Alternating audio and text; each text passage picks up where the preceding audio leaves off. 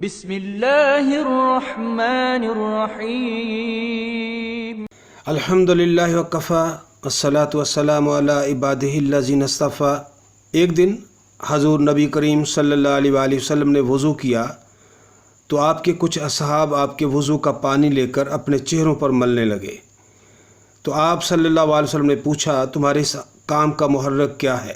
لوگوں نے کہا اللہ اور اس کے رسول کی محبت صلی اللہ علیہ وآلہ وسلم۔ آپ نے فرمایا جس شخص کو اللہ اور اس کے رسول سے محبت پر مسرت ہوتی ہو، یا وہ یہ پسند کرے کہ اللہ اور اس کا رسول اس سے محبت کریں، تو اسے چاہیے کہ جب بات کرے تو سچ بولے، جب اس کے پاس کوئی امانت رکھی جائے تو اسے باحفاظت مالک کے حوالے کر دے، اور اپنے پڑوسیوں کے ساتھ اچھا سلوک کرے۔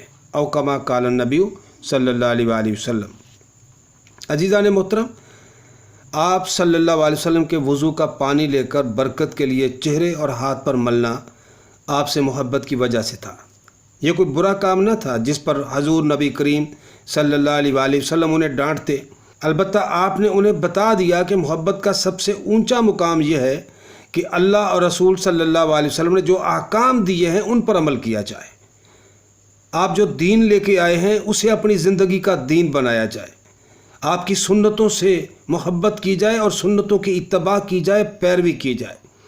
اور یہ جو پیروی ہے نبی کریم صلی اللہ علیہ وآلہ وسلم کی محبت کا سب سے اونچا مقام ہے، بشرطے کہ رسول صلی اللہ علیہ وآلہ وسلم سے قلبی لگاؤ کے ساتھ یہ محبت کی جائے۔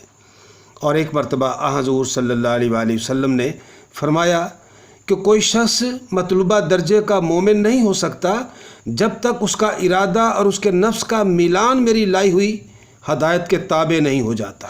اس کا مطلب یہ ہے کہ رسول اللہ صلی اللہ علیہ وسلم نے یہ بات فرمائی کہ ان پر ایمان لانے کا تقاضا یہ ہے کہ آدمی اپنی خواہش، اپنے ارادے، اپنے قلبی لگاؤ اور رجحانات کو رسول اللہ صلی اللہ علیہ وسلم کی لائی ہوئی ہدایت کے تابع کر دے، قرآن مجید کے ہاتھ میں اپنی خواہش کی لگام دے دے۔